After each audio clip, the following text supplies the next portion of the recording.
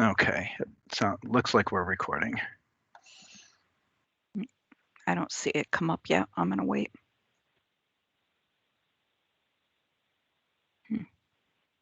Yeah, I've got the. You've got it? Okay. Yeah, we are. Okay. Very good. Thank you.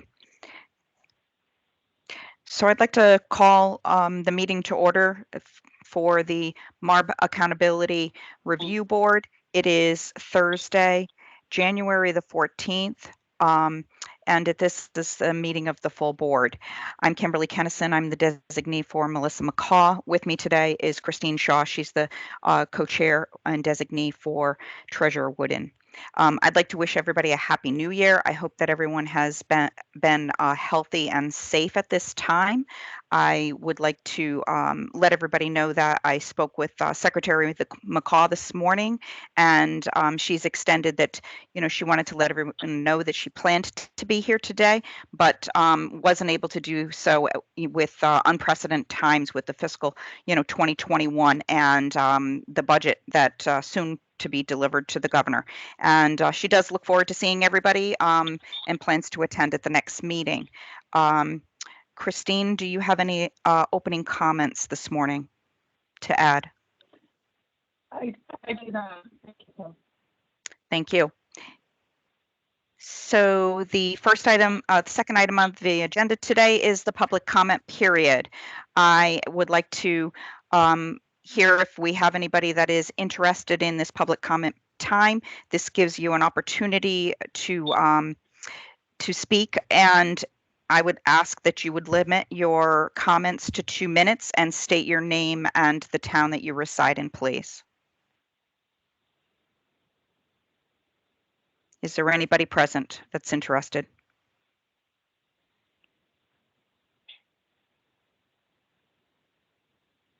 Okay, I don't hear any comments there. Then I'm going to move on to the next item on the agenda, which is the approval of the minutes from December the 3rd, regular meeting first. And if I could get a motion on the minutes for approval. So moved.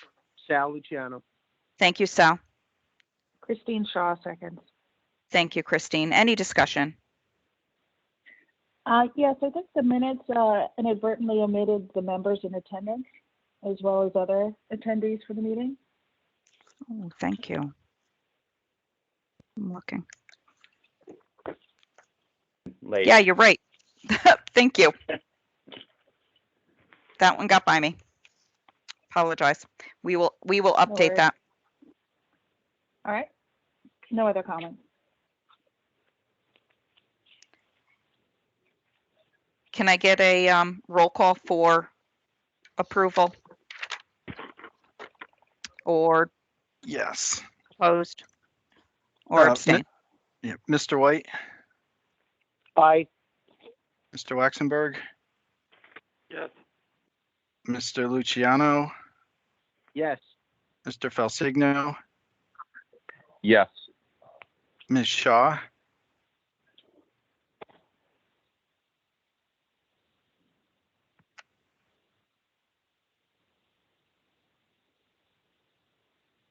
we'll come back to Christine. Ms. Kennison? Oh, no, it was yes. I'm sorry. Yes? Okay, I'm sorry, I didn't hear you. Ms. I Kennison? apologize. No, I was on mute. Yes. And are there any other members of the board that I didn't mention that have joined the meeting? Tom Hamilton has joined, and can you hear me? Yes. Yeah, and so I vote aye. Thank you. Thank you. All right. With that, the minutes have been approved for the December 3rd. I would like a motion to approve the December 10th special meeting minutes and a roll call, please. First, a motion. I apologize. Thank you, Sal. So moved. Thank you. Can I have a second? Second, Steve Felsigno. Thank you, Steve. Any discussion?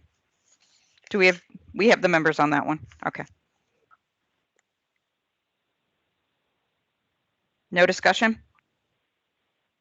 Shall we move to a roll call vote, please? Mr. White, Yes. Mr. Waxenberg, Yes. Mr. Luciano, Yes. Mr. Hamilton, Yes. Mr. Felsigno, Yes. Ms. Shaw, Yes. and Ms. Kennison. Yes. That's Thank everybody. you. Thank you. Thank you, Julian. So the minutes have been approved for the December 10th, and the number 4 item on the agenda is the town of Sprague. And can we have an update on the town of Sprague first? We did not have a meeting at that time, Julian, right? So it looks as if Correct. we're looking for an update from the town and the superintendent on their monthly financials. And we tentatively, based on the 2021 calendar, have a subcommittee meeting scheduled for the 28th. However, the town has applied for an extension on the submittal of the audit to the beginning of March, end of February. So we may want to consider whether or not that meeting goes forward, but those are the only updates. Very good. Thank you, Julian. So let's move on to review and discussion of the financials for selectmen. Can you hear me? Yes. Yes. Okay, perfect. So our financials are pretty much right in line with what they were last year, both on the revenue side and the expenditure side. Cash flow is going fine, and the invoices are still currently all under 60 days. Taxes are, like as I said, are coming in. Even with the extension, we wondered again, but they are still coming in at the same level as last year.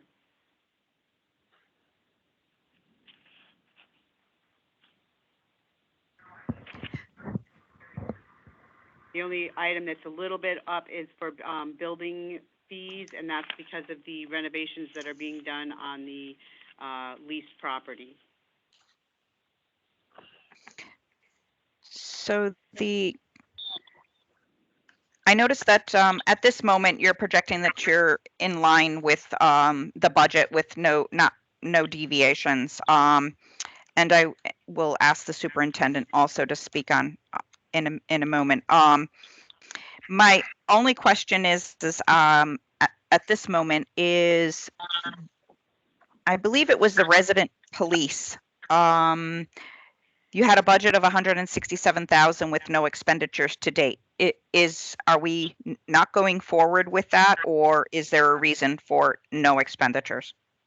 That invoice comes in all at the end of the year. It comes in. Oh. It's a one invoice expenditure. Have you accrued for those expenditures in the past? I don't believe we have. Okay. But okay, so nothing's really changed there. No. That you are still. It's just an end of the year invoice. All right. Correct. And at this point, I know you mentioned that cash flow is fine. I don't have a current cash flow to review. I will usually get that ahead of the subcommittee, but I'm just wanted to make sure, that you're fine out how many months. You're not anticipating any problems in the upcoming months? No. Or, okay. All right. Very good. Thank you. Any questions from the members on the city side?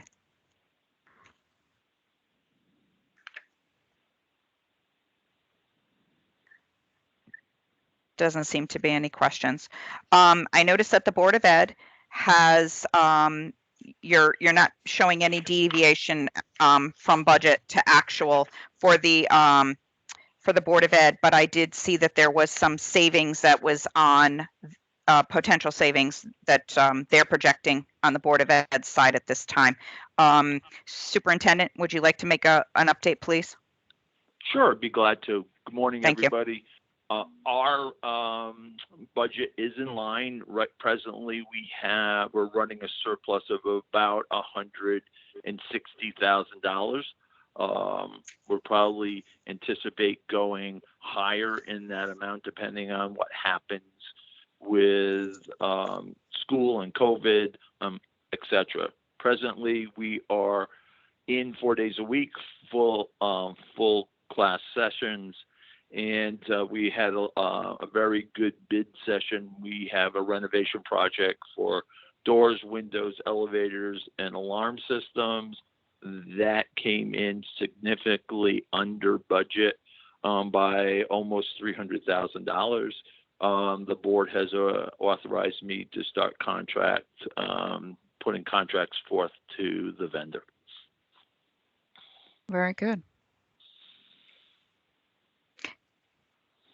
I noticed that you've got some savings falling under the health insurance line in a couple of areas, almost about little over $50,000.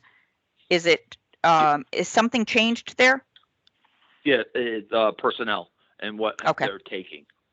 Oh, okay. So we had unanticipated retirement. A couple people leave us. People coming in took, instead of a family or two-person, took one person. Very good. That's good news. Yeah, it is. Any questions from the board members? It's Mark. Yes, Mark.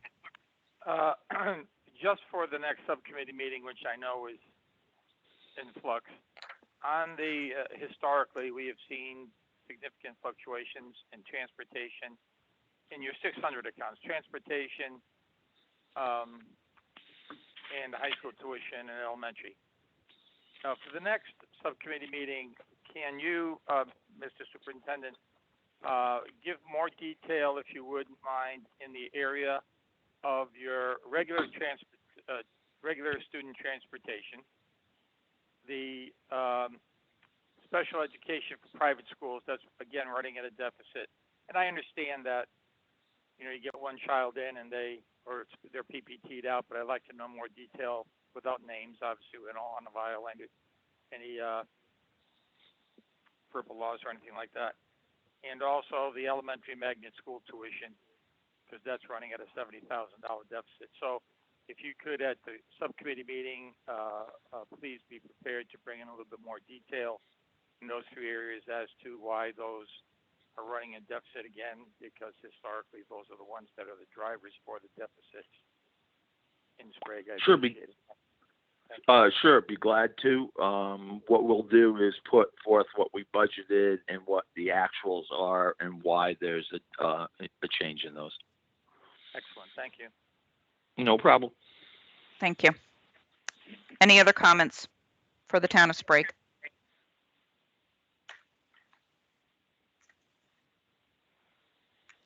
All right, thank you, Sprague. We appreciate your time and effort, and stay healthy and safe at this time. Thank you, same to you. You too. Very good. Next item on the agenda is the City of West Haven. I do not know if the mayor has joined us. I do know Frank is on the line.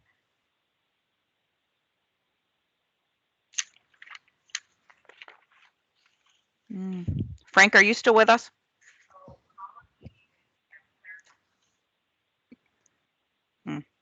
He is. He's muted. Maybe. Okay.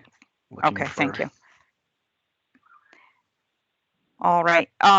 Julian, can you please give us an update from the subcommittee?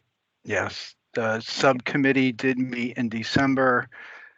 The primary discussion, or the largest discussion, was around the Board of Ed's health insurance plans and the possibility of shifting over to the state partnership. Just as background, the city transitioned all of its active employees in January of 2020, and the remaining groups, which consisted of the Board of Ed active employees and all retiree groups, were basically still an open question. So there was a detailed analysis completed on the Board of Ed active employees and retirees who were covered in the self-insured Anthem plan. And the projection showed that a move to the partnership could save, in excess of $1 million a year. There would be some costs associated with moving the retirees in the Anthem plan over because of there would be a cost differential there.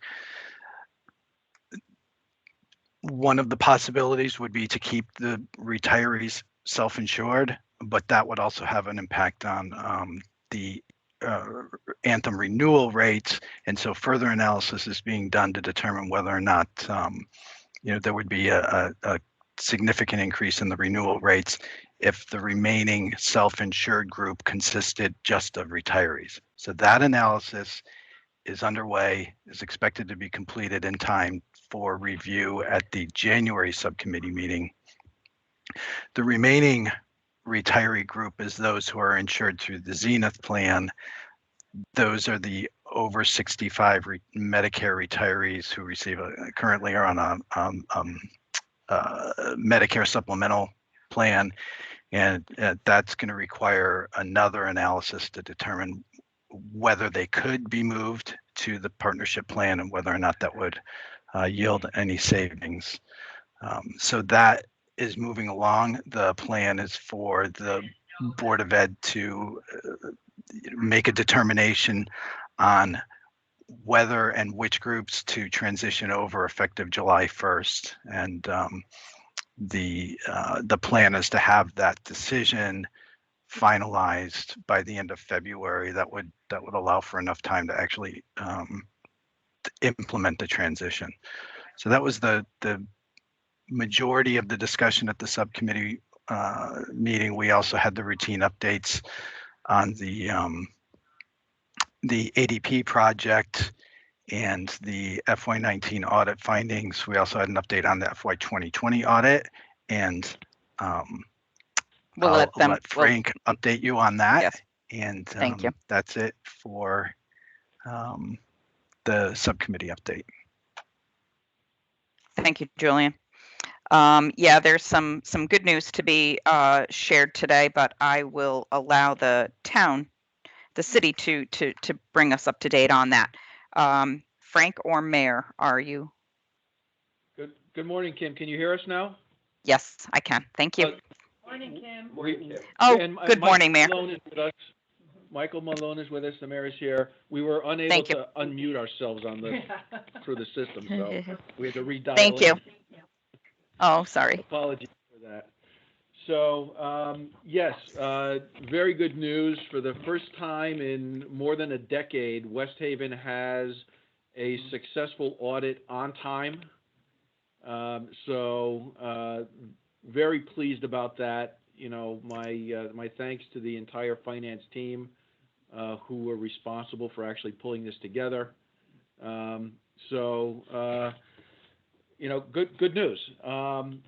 Kudos, Frank. Kudos, Frank, to you and your team, and I am clapping for you and all of you so that, that I know that this is a heavy lift. Kim, you want to know? Yes, and thank you. And Frank's being modest, he definitely was leading the show, so he did a great job, and I'm very pleased, as I said, because unfortunately we were new to this firm this year, and I don't know what changed gears, but they did want me to sign an extension, and this was in November, actually right after Thanksgiving weekend, and I did refuse because I was concerned that if we signed an extension, we were going to end up, not getting it done. And so we kept pushing, and we started meeting. I wanted to meet then weekly. Sometimes we talked a couple of times a week. Frank talked to them a lot also, and Frank was on the meetings. I was there. We had the partner on and the manager. So we did pull it together. I'm very pleased. This was a goal that I've had ever since I sat on the city council. And we don't have the exact date, but I do want to find out because I know it's over a decade, but I'm curious on how long it was that was the last time we had an audit on time. So thank you so much. Thank you. thank you all for your hard work, especially in a year that you changed auditors. So that's really kudos. We will look for an update at the subcommittee on January the 26th. And can you make sure that your audit firm is aware of the subcommittee and be able to present that? Before we get there, though, it would be very helpful if you could share the report, any finding report or management letters with myself and Julian so that we're prepared ahead of time for that meeting. I will definitely forward all of that to you, and I'll send a note to the auditors. Thank you. So before we actually jump into the financials, I'll just give a quick update on, I spoke to Julian yesterday. We were notified by Bill Lindsay, who is our bond advisor, that Hilltop Security closed the Connecticut office and laid off the staff there. We were not notified by Hilltop. We have still not been notified by Hilltop. So kind of concerning, as we have a ban that's coming due in April, and of course the budget process is underway. So we will manage through that. I don't know how many other municipalities are impacted by that. But it came as quite a shock to me yesterday when I talked to Bill. Wow. Yeah. This is the first I was hearing of this. Yeah, so it's we'll work through it. As I said, Hilltop has not reached out to us to advise us as to who will be interacting with West Haven from now on. But as soon as we know, we'll be able to move forward. Okay, so for the financial report, through November, you can see that we are in line with the prior year with revenues.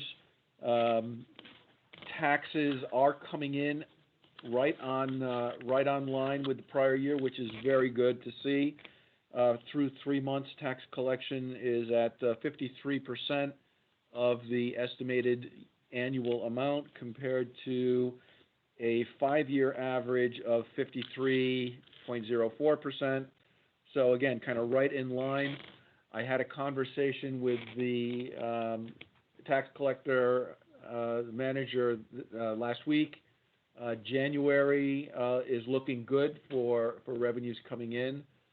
I would expect to see a bump at the end of the month. Typically, she's telling me that the escrow payments normally wait until the end of the grace period, which is the 30 days. The city of West Haven opted for the low interest option for the second half of the year through the governor's edict, as opposed to offering an extension. So we are expecting the tax revenues to come in. Should there be an issue, we do always have the tax lien sale process that we have used for the past several years to try to recoup any revenue shortfalls there. I'm not seeing any significant revenue issues. As you can see, I did make some adjustments to line items. I am projecting based on 5 months. What I normally do to do the projections out is to take a 3-year average of where we are at any given month compared to where the year end will land. And from what I'm seeing, the licenses and permits, specifically the building and construction permits, will be down compared to budget. The building department is trying to push through a backlog of what they have. So I'm hoping as the months roll on, that algorithm will level itself out, and we will be able to revise that to a higher number. But at this point, I'm advising caution that that number will come in lower.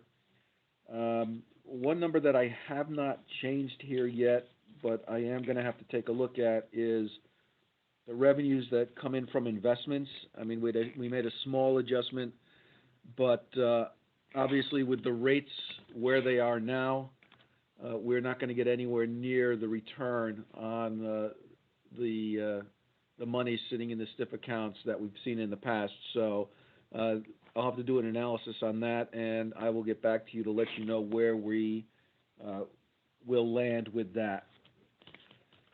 From an expenditure side, As well, we are in line with prior year. You can see that for the city side, we are currently at about 41% of where I'm projecting us to land. This number, based on the percentages, the year-end projection suggests that it's conservative. In the past 3 years, at this point, we were somewhere between 46 and 48%. I do know that there are some bills, large bills for the telephones and some other utilities that are lagging. So hopefully, once I see the December numbers, we'll be able to kind of tighten up the forecast there. We're using, we are going to see some savings in the debt service. That was known. The original budget was put together with the debt service, the bonding happening much earlier than we did. So we were projecting a much higher, to the extent of maybe $250,000 higher than we should actually see this year. So we've got a little bit of cushion there. That number is reflected, I believe, in the analysis that I sent you. It would be on, I think, page 6 of the package for West Haven's finances. We're seeing some savings in the payroll area, some delays or open positions that have yet to be filled. That is being offset by overtime to actually provide the services. Particularly in the police department and public works, we're seeing some heavy overtime. I know on the public works side, a lot of that had to do with COVID related. So there is funding available to offset that, and we have those funds. Those were drawn down. Mike DeMassa was able to draw those down for us. So we're in the process of trying to quantify exactly how much of those expenses are COVID related. I did not get an update from the Board of Education. So at this point, we're showing a no change to budget. I don't know, Matt, are you on the line? Do you know of any changes?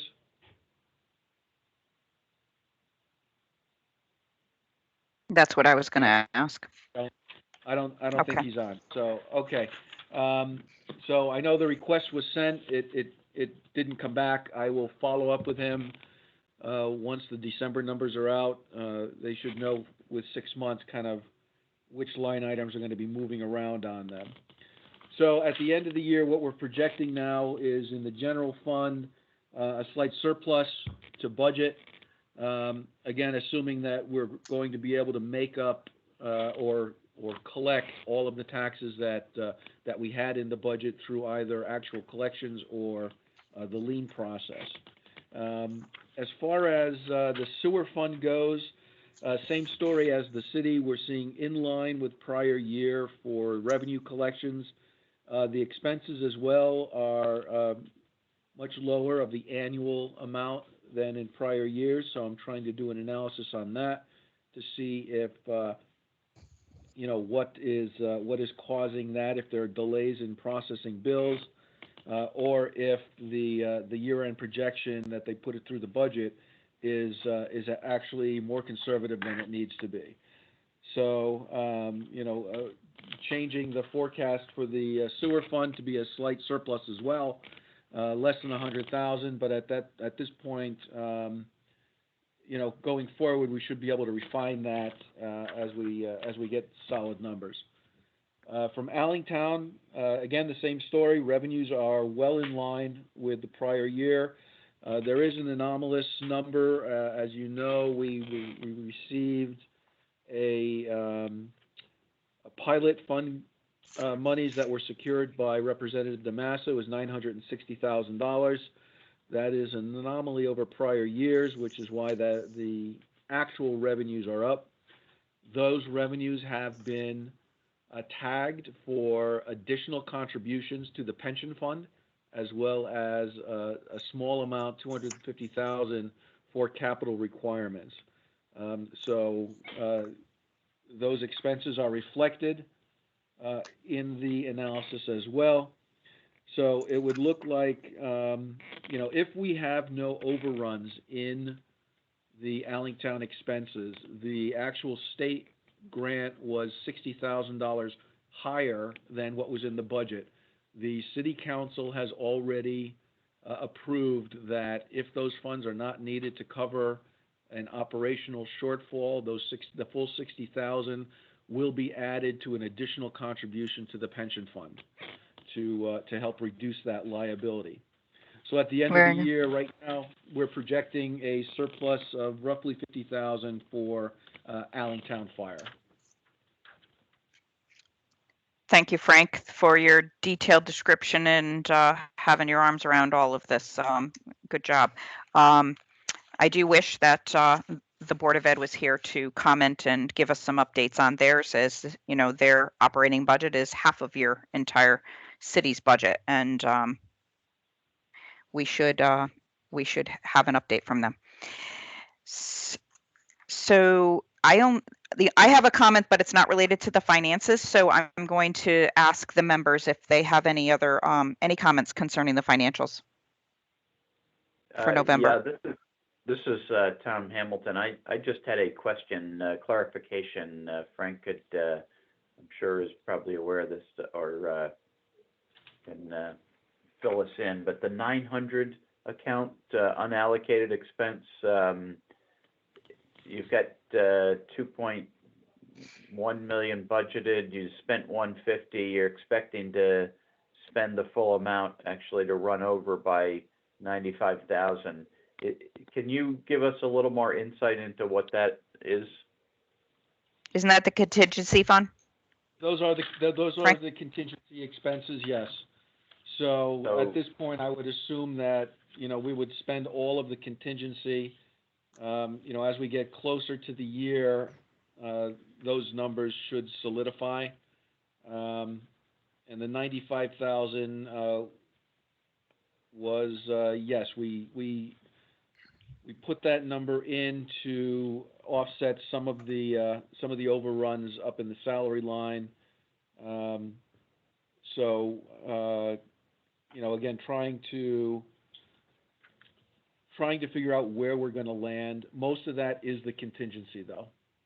Right. I was just trying to figure out if you've already got in your, well, I'm not sure if you do, but in your overtime lines, if you're already reflecting, you had mentioned that overtime, it looks like you're showing an overrun on overtime, and you'd said it was, I think there were some vacancies and other things. So I'm just wondering whether, is there potentially more favorable upside here when you get closer to the end of the year, or do you think that unallocated, the contingency, is essentially all really spoken for at this point?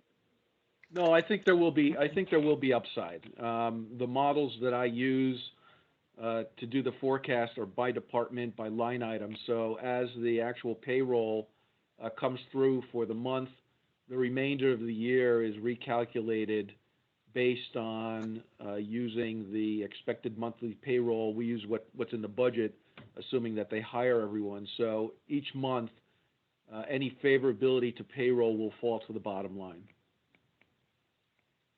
Okay, so it sounds like you may have some upside there. Yes. And I don't know whether, do you have any unsettled labor contracts as well or not? We have two that I believe are still in negotiation, 1103, which is the management union, and water pollution, I think, is still open. Okay.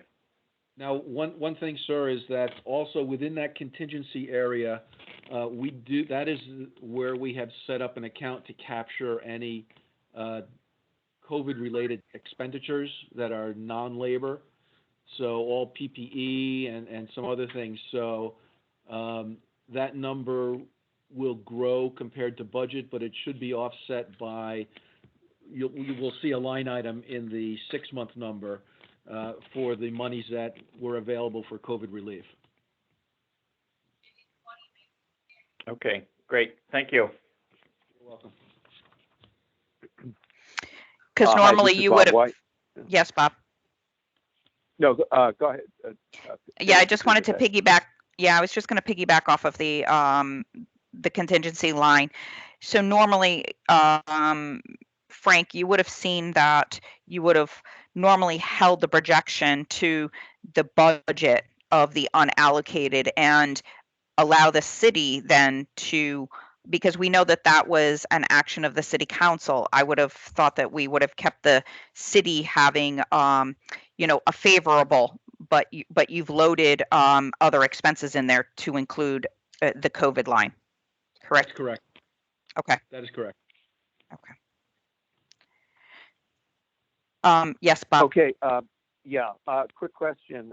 This is not on the monthly, but do you have any idea if the revaluation is coming in, within the ballpark of your estimate? I absolutely do. I spoke with the assessor this morning. Preliminary numbers that we got were 2.6 billion for the grand list. She's telling me that there are 715 properties that are appealing. So if I assume that all 715 win the appeal and the revaluation goes to zero for those properties, it would be approximately a $28 million reduction to her number. So it would leave us somewhere around 2.56 billion for the grand list. The 5-year plan had us at 2.42. So that's roughly a 5 to 6% increase over the original plan assumptions. Hooray! Very good. 2022 is going to look good. Now, One of course, other question. Yep, go ahead. One other question is, we've talked before about the fire department study, that there was going to be an effort to see if they could get in a position where they could lower the mill rate. And I was just wondering if there was a timetable on when we might see that plan. For Allentown or for the other departments? Well, well, for Allentown, but my recollection was that under the movement to try to consolidate the 3 departments in certain areas, there was a notion that there was going to be a timetable with your consultant, I guess, the consultant to figure out how they might reduce the mill rate to help the town out, because as you go out the town, the city increases its mill rate. So Bob, maybe that can wait for the subcommittee, but I was just wondering. Bob, this is Michael Milone. I could just add a little bit to that. This is separate and apart from the subcommittee, but the mayor initiated a revenue study about a year ago, and it included the Allentown Fire Department. And when we got to the Allentown Fire Department, she reminded me that whatever effect our changes would have on Allentown would also spill over to the other 2 fire districts. So what I've done is, separate from that study, I've been working with the 3 chiefs to see what opportunities there are for some revenue enhancements among the 3 departments. I don't think it's going to have a major impact, but at least we are taking stock of revenues when they last changed, some of the contributions from the nonprofits like Yale and UNH and so on. So that is ongoing. Actually, we have a meeting today, but it's got nothing to do with the overall study, which is outside of our purview right now.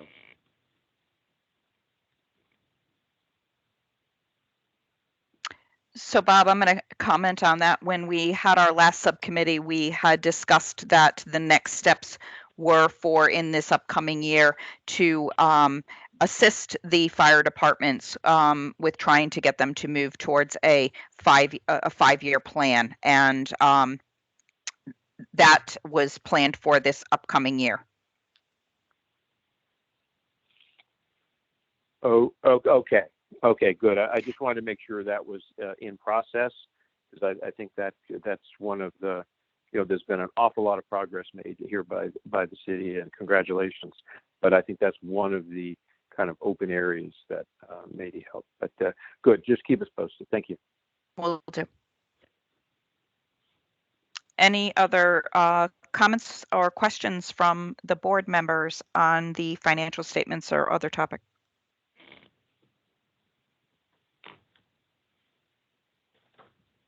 Mayor, would you please update us, update the committee on the finance HR, the HR payroll combined position that was vacant and the work that we have done this past month on that to help with the project? 5 minutes. The HR, the position, the benefits coordinator, the position has been awarded. She will be starting on January the 25th. Very good. Yeah, we're very happy about that as well. Perfect.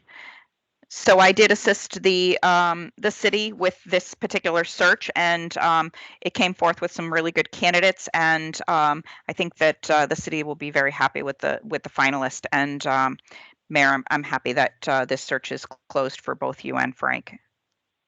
We are too. And Beth and Beth Sabo, she did a great job in making sure that we got through this. So that's good news. It is. Okay. Let's see. I don't think I have anything else on my site. Okay. Anything else from the members? All right, it looks like that we are done with our update from the city of Hartford, and thank you very much, all of you. And we can then move on to the next agenda item, which is this. I'm sorry, we're done with the city of West Haven. We're ready to move on to the city of Hartford. I looked at my agenda and I said the wrong town. Apologize. Thank you, West Haven. Thank you all. Bye. Take care. City of Hartford, please. Do we have the mayor or folks with us today? Good morning. Yep, good morning. This is Luke Froman. Hi, Luke. Good morning and Happy New Year to you. Happy Julian, New Year. Julian, would you like to quickly start with a brief update on the subcommittee? Well, yes, it'll be very brief. The I know. subcommittee's sole topic at the December subcommittee meeting was to review the firefighters contract, which was reported out favorably by the subcommittee and then approved by the full board immediately following that. And so the only other note on the written update is that the FY20 audit has been completed and will be the subject of the upcoming subcommittee meeting on the 28th. Very good. Mayor or your finance team, I think Jalita is on the phone, on the call today. I'm not sure who else. If Leanne is on the call, I didn't hear her yet. But Mike if is we here could, also. Mike left. oh, hi, Mike. I'm sorry. I apologize, Mike. That's okay. Is to make sure that at the subcommittee on the 28th that you extend to your auditors that we would be looking for a presentation at that meeting. Yes, I believe, I don't think Leanne's on the call. I didn't hear her, but I know that it has been extended. Very good. They should be setting that up. Thank you. So now we can move on to having an update on your financials. Sure. And as I said, so I think Mike is on. I think Julita is on. I also believe that Jen Hockenhull is on, and I just wanted to introduce Jen to all of you. Jen is started as our acting CFO, pending her confirmation by the City Council of submitted her nomination for the role of CFO. So you will get to know Jen well, but I believe she is on this call as well. She did. I didn't know that she was your acting CFO. So congratulations and thank you for joining us and the City of Hartford, Jen. Thanks so much. Good morning, everyone. So I'll just start with a very brief report and then follow your lead wherever you want to go. The short report on our financials year to date is that the projected negative variance, which had been about 1.4 million a couple of meetings ago and was revised downward to just over 700,000 at the prior meeting, has narrowed further, and we're now projecting a shortfall of about $200,000 at the end of the year. As with prior estimates, we think that this is very conservative. There are a number of areas where we think we are likely to have favorability, but until we have 100% confidence, we're not gonna take that variability in our reports. The narrowing of the gap is driven primarily by a couple of sources, mostly charges for services. So we're about 435,000 over on conveyance fees and about 90,000 over for transcripted records. There are some offsetting increases and decreases in other categories, but that's the driver of most of this, the closure of the gap. And that's the highest level summary. Happy to go into as much detail as you want. No, that is good. I'm just double checking my notes to see if I had any other detail questions from the members.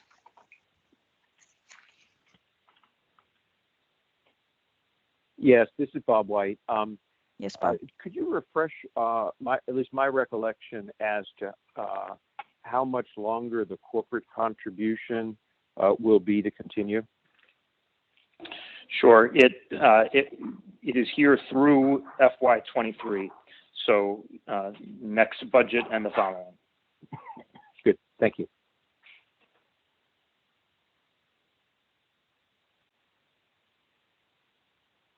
Any other questions?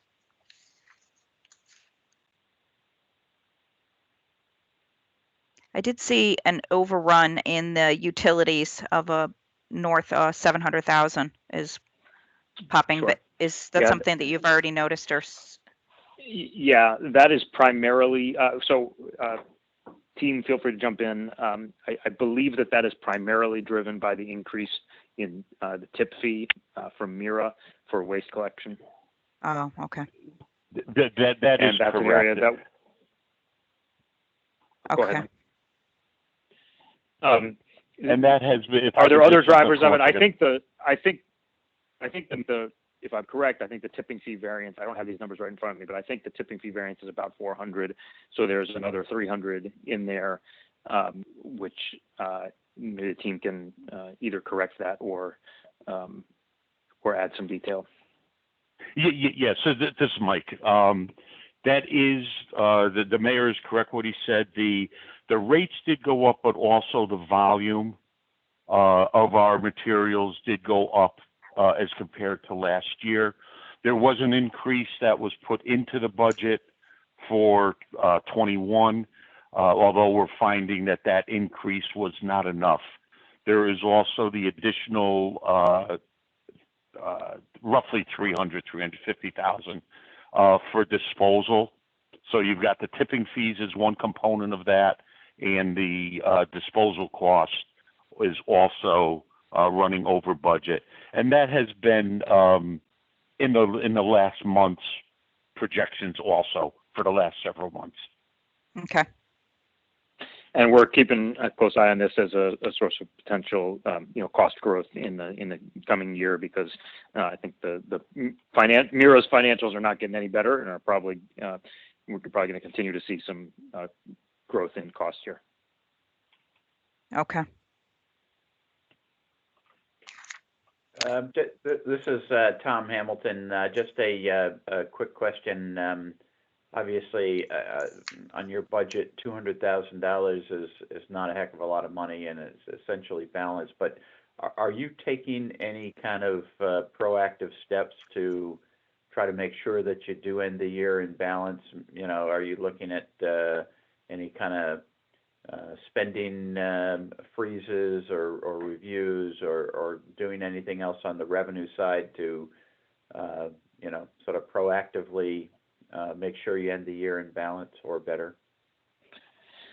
So we are always very careful in managing our attrition, and we have a weekly personnel and finance meeting where we I have to approve, and the team has to review and recommend the filling of spots, even if they're budgeted. So I think that is one place where we will continue to, continue to manage costs, and I'm confident that by doing that, we'll be able to close the gap. I will also say I mentioned some areas where we are projecting favorability that we're not yet, we're internally projecting that we're not yet putting on paper just because we don't have full confidence. But as in fiscal 20, we're seeing some favorability in healthcare costs in fiscal 21 thus far. Oh, that's good news. Okay, great. Very good. With the caveat, of course, that could change. And, we Right. always knew that there was a possibility that we'd see an explosion of healthcare costs as the pandemic came to an end. We all hoped the pandemic would come to an end earlier, but it's entirely possible that towards the end of this fiscal year, we see a massive bump in healthcare costs. So we're optimistic, but that's why we're not reporting it yet.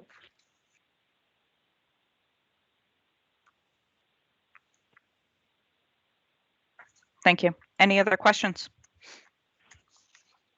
If I could add just one. Yes. Sorry, Mark. Mayor. No, go ahead. Mark. Go ahead.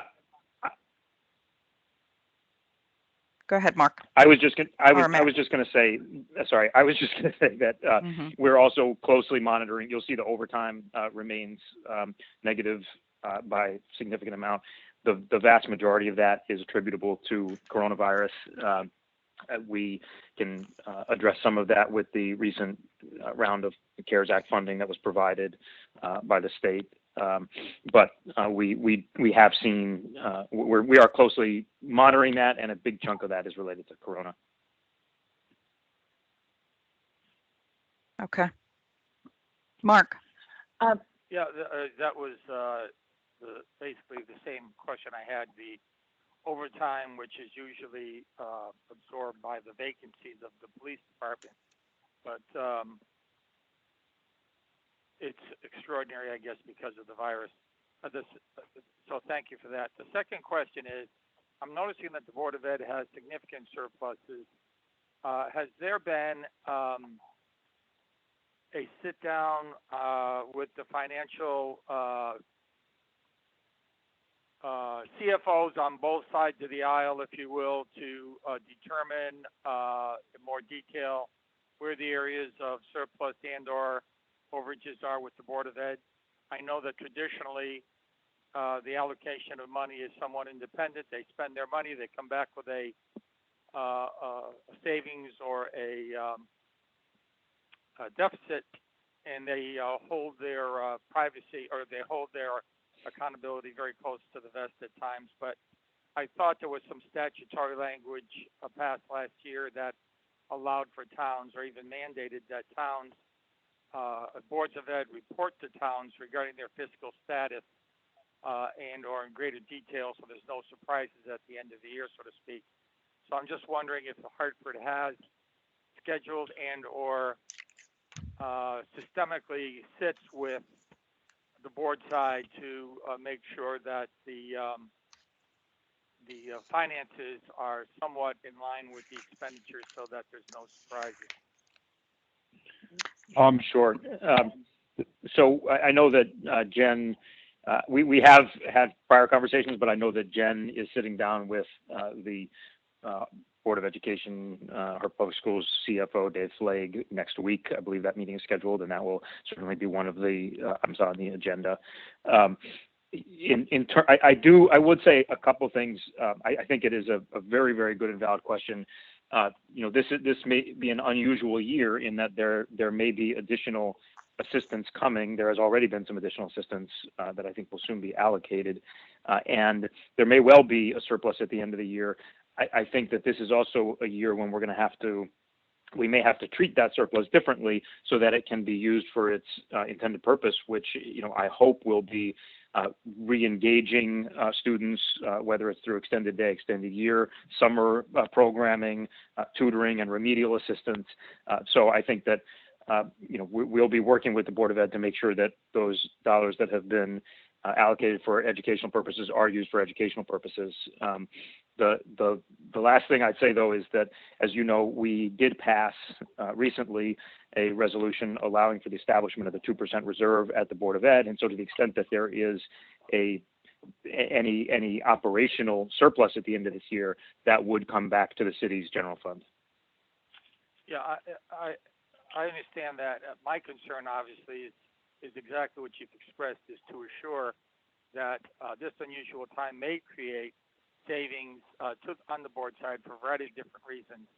And though you have no direct say as to the expenditure of those possible savings and transfers of monies within the board budget, that there be an understanding that you are watching the books to assure that there's accountability for those dollars, to make sure they're going in areas that are needed, rather than in areas that some might characterize as not necessary. So I'm glad to hear that you are overseeing and keeping account of the potential surpluses that may exist and the expenses of those surpluses. That's important. Thank you.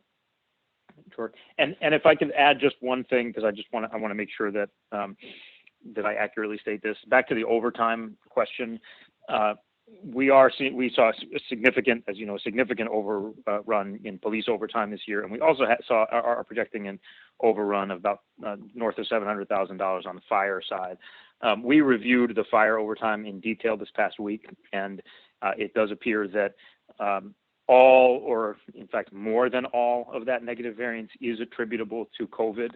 We have minimum manning, and so when we have firefighters who are off duty, either because they are quarantining while getting tested or for possible exposure, or if they're actually positive with the virus, that places an overtime cost. And all of that negative variance on the fire side is attributable to COVID. On the police side, I just want to acknowledge there are direct, and when I say, it's related to the pandemic, we have also seen, as you know, some extraordinary challenges this year that some of which are not related to COVID, like the protests that our department had to respond to, 200 protests, rallies, and marches since the summer. And then there has been the significant spike in violence, in particular this fall, which I think is related, albeit indirectly, to COVID. And then there are other costs imposed directly by COVID. So I just wanted to clarify that. Thank you. Christine, you had mentioned you had a question. Yes, it was a clarifying question, and forgive me, Mayor, if you've covered this. I got kicked off the call briefly while you were describing the report.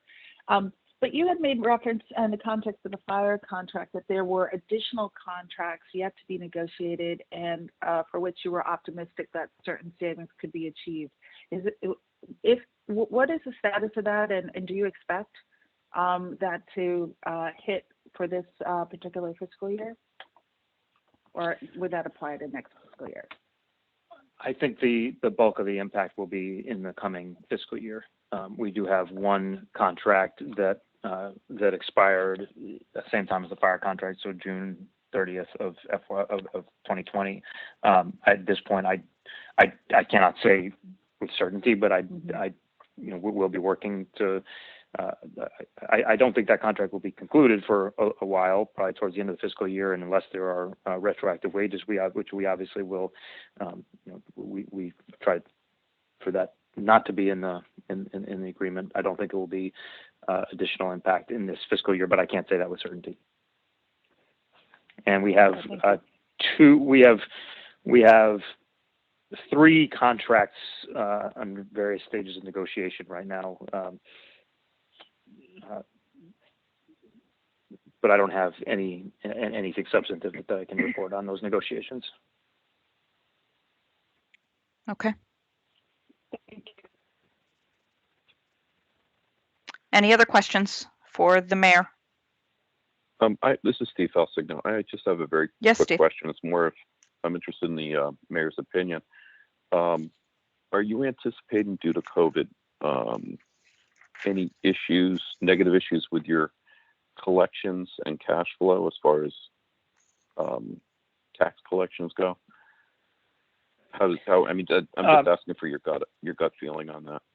Sure. What you think going forward? Thus far this year, we have not seen. We did anticipate, but we have not seen any significant collection issues.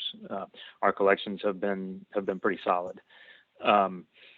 My bigger concern, and it is a very big concern, is that the coronavirus is going to have a lagged and large effect on our grand list. I think there is a real possibility that because of COVID, we see increased vacancy rates in our commercial buildings in the downtown, which make up a sizable portion of our grand list. So, I don't know that will be a problem of the collection rate. I think that will be a problem for the grand list. Okay, thank you. We may also see smaller business in particular, restaurants in particular, that aren't able to make it, and that may show up in a collection problem later this year. But if anybody on my team can feel free to disagree or correct that. But I to date, we're not seeing any collection problems. Thank you. Thank you. Any other questions, members?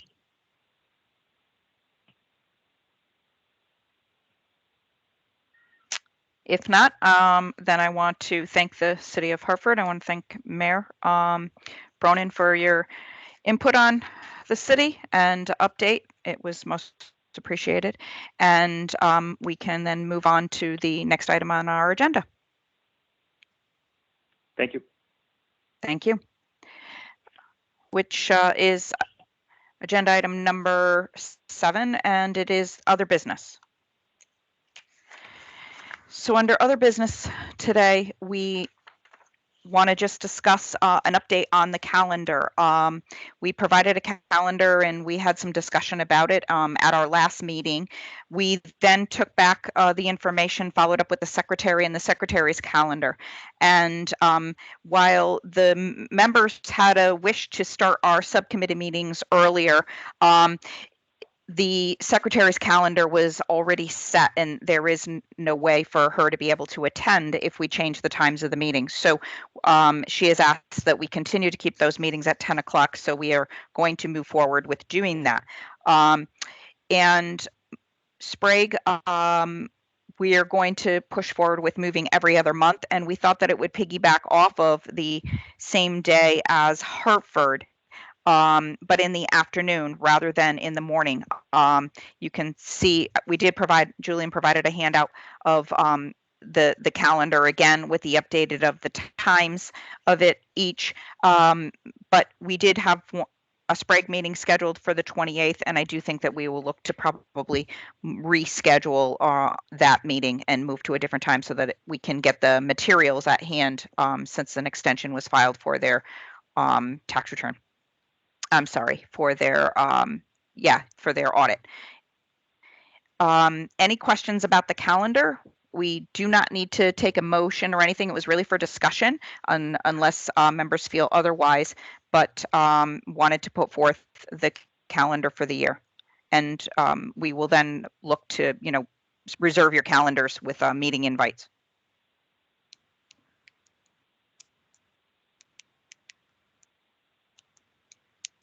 And Julian, I think that's it for discussion for today. Since I don't have any other, unless members have any other items that we would need to discuss. For planning forward. Yeah, one other item I wanted to bring about meetings and planning forward. How does the members feel about having team meeting for the members?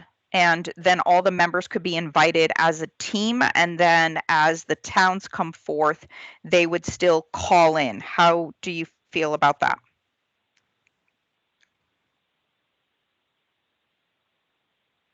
with Teams being the web-based meeting similar to Zoom, and using that format for members who wish to, and the option of calling in still being an option for those who prefer that, but beginning to Just offer wanted the to, option of, yeah.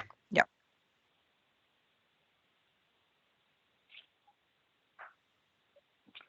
I'm fine either way. Okay, thank you, Steve.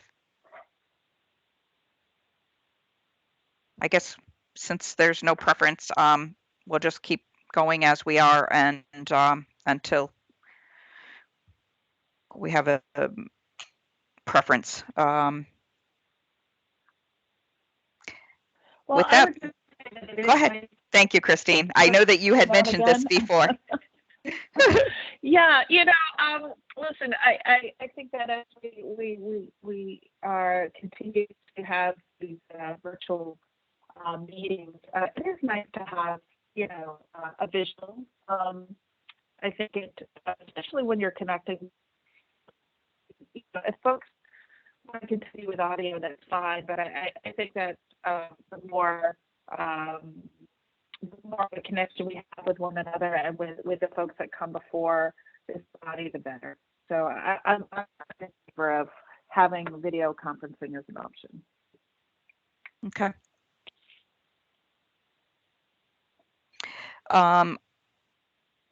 We have our platform is Teams. I don't know if we did a full video for the entire meeting with guests could create a challenge, but at least maybe we can offer it. I'll take it back with the secretary and definitely offer it to the members so that we can get at least see each other's faces for the members and see if there's a possibility of extending it to the town level. I just we have to be careful about the noise for the guests that attend as well.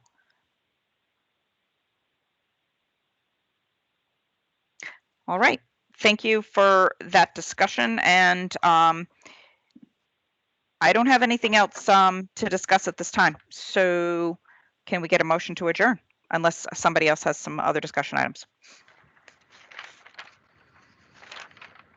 Bob White, so moved. Thank you, Bob. How about a second? Second, Steve Felser. Second. Thank you, Steve. I'm sure, can we hear all in favor? Yo. Yes. Aye. All right, this meeting has adjourned. Thank you. Thank you. Bye, everyone, and look forward to seeing you at the subcommittees. Talk Stay soon. safe, everybody. You too. Stay safe. All right. Have Mark. a good day.